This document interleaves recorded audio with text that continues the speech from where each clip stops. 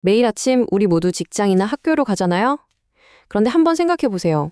어떤 사람은 정말 편하게 10분 만에 가는데 또 어떤 사람은 몇 번씩이나 갈아타면서 고생해서 가기도 하죠.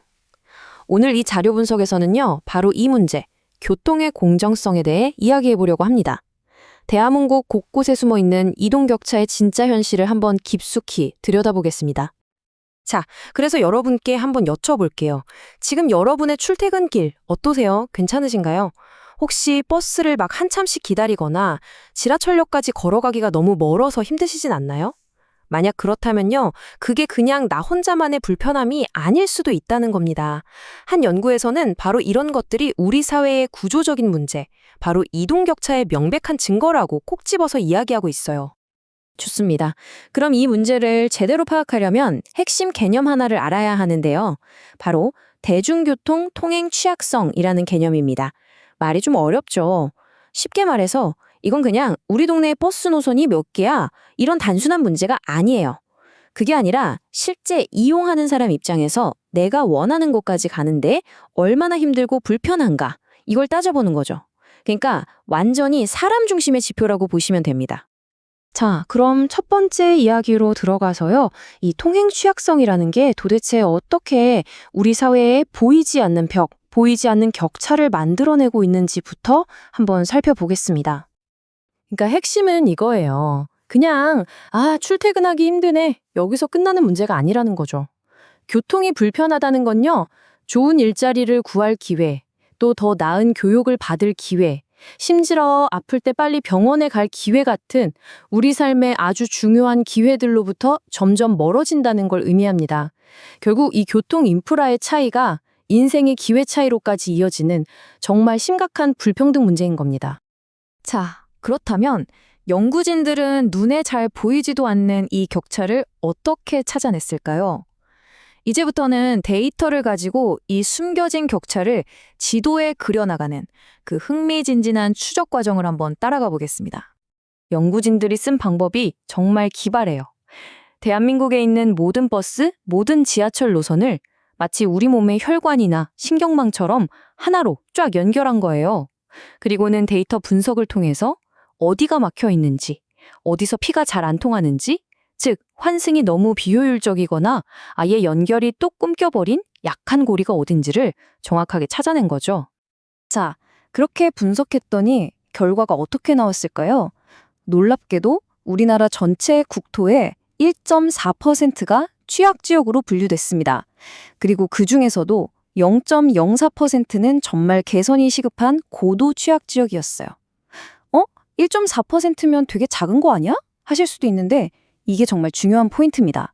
이 숫자가 의미하는 건 문제가 그냥 전국에 조금씩 흩어져 있는 게 아니라 특정 지역에 아주 심각하게 집중되어 있다는 강력한 신호거든요. 바로 이 지점입니다. 이 슬라이드를 보시면 그 추상적인 데이터가 어떤 곳을 말하는지 확 와닿으실 거예요. 표를 한번 보세요.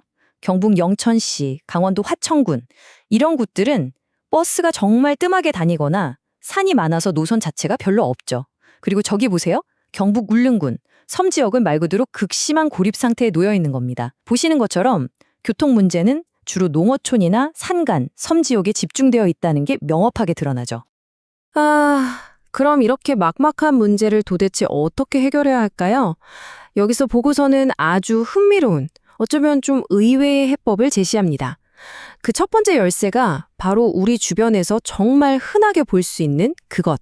네, 바로 전동 킥보드나 전기자전거 같은 개인형 이동장치, 우리가 보통 PM이라고 부르는 것들입니다. 이 그래프를 보시면 정말 재미있는 사실을 발견할 수 있어요. 사람들이 왜 PM을 탈까요? 물론 가장 큰 이유는 걷기 싫어서, 즉 짧은 거리를 대체하려고 타는 게 61.3%로 가장 많아요. 그런데 두 번째로 높은 이유를 보세요. 바로 대중교통과의 연계입니다. 26.7%나 되죠. 이게 무슨 말이냐면 집에서 버스 정류장까지, 또 지하철역에서 회사까지 이렇게 애매하게 남는 마지막 거리, 이른바 라스트 마일을 바로 이 PM이 기가 막히게 연결해주고 있다는 뜻입니다. 실제로 한 인터뷰 참가자는 이렇게 이야기했어요. 우리 집 앞 정류장은 버스가 20분마다 오는데 킥보드 타고 5분만 가면 5분마다 오는 버스 정류장이 있어요. 와, 이거 정말 스마트하지 않나요? 사람들은 이미 PM을 이렇게 전략적으로 사용하면서 기존 대중교통 시스템의 빈틈을 스스로 똑똑하게 메우고 있었던 겁니다. 그리고 이 데이터는 그 전략이 얼마나 치밀한지를 보여줍니다. 보세요. 사람들은 킥보드를 타기 위해서는 평균 238m나 걸어갈 수 있대요. 그런데 일단 킥보드에 올라타면 내릴 때는 버스 정류장이나 지하철역 바로 코앞 평균 50m 지점에 세운다는 겁니다.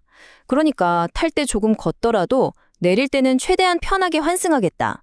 이런 심리가 숫자로 명확해 보이는 거죠. 정말 흥미롭죠? 자, 지금까지 PM이 개인의 이동을 어떻게 바꾸는지 봤다면요. 이제 두 번째 해결책으로 넘어가 보겠습니다. 이건 스케일이 좀 더 커요. 버스 시스템 자체를 근본적으로 바꾸는 아이디어입니다. 바로 정해진 시간표도 정해진 노선도 없는 버스, 수요 응답형 교통, 줄여서 DRT입니다. 이 DRT라는 것도 크게 두 가지 종류가 있어요. 첫 번째는 고정 노선형. 이건 기존 버스처럼 노선은 있는데 앱으로 부르지 않으면 오지 않는 약간 콜택시 같은 버스라고 생각하시면 돼요. 반면에 유연 노선형은 노선 자체가 없어요. 타는 사람들 위치에 맞춰서 그때그때 실시간으로 가장 빠른 길을 만들어서 가는 거죠. 연구를 보니까 출퇴근처럼 시간이 딱딱 맞아야 할 때는 고정 노선형이 유리하고 주말 나들이처럼 좀 더 자유로운 이동에는 유연 노선형이 더 좋다고 하네요. 그러면 이 DRT, 과연 어디에 도입하면 가장 효과가 좋을까요? 연구에서는 구체적인 도시들을 콕 집어서 이야기합니다. 예를 들어 광주, 파주, 청주 같은 곳들이요. 이 도시들의 공통점이 뭐냐면 버스 평균 대기 시간이 5분, 길게는 8분까지도 된다는 거예요. 이런 곳이라면 하염없이 버스를 기다리는 것보다 내가 필요할 때 바로 부를 수 있는 DRT가 훨씬 더 경쟁력 있는 대안이 될 수 있다는 거죠. 자, 이제 마지막입니다. 이 모든 분석을 종합해서 보고서가 제시하는 미래의 청사진은 과연 어떤 모습일까요? 공정한 이동을 만들기 위한 구체적인 로드맵을 함께 살펴보겠습니다. 보고서는 아주 명확한 3단계 계획을 제안합니다. 첫째, 가장 근본적인 것부터 시작합니다. 바로 교통기본법을 만들어서 이동을 교육이나 의료처럼 모든 국민이 누려야 할 기본권으로 만들자는 겁니다. 둘째, 이건 정말 파격적인 제안인데요. 교통이 정말 열악한 일부 지역에 한해서는 일반 자가용을 이용한 카풀이나 라이드 쉐어링을 허용하자. 이런 과감한 규제 개혁도 필요하다고 주장합니다. 그리고 마지막 셋째는 현실적인 대안이죠.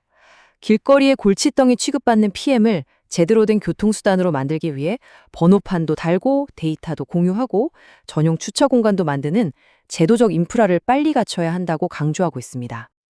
이제는 스마트폰으로 음식도 시키고 영화도 보는 정말 터치 한 번이면 뭐든 되는 시대잖아요. 그렇다면 우리가 사는 곳이 어디든 소득이 얼마든 관계없이 누구나 원할 때 원하는 곳으로 갈 수 있는 이동수단도 스마트폰으로 부를 수 있어야 하지 않을까요? 기술은 이미 저만치 앞서가고 있는 것 같은데 과연 우리의 생각과 제도는 그 속도를 따라가고 있을까요? 여러분의 생각은 어떠신가요?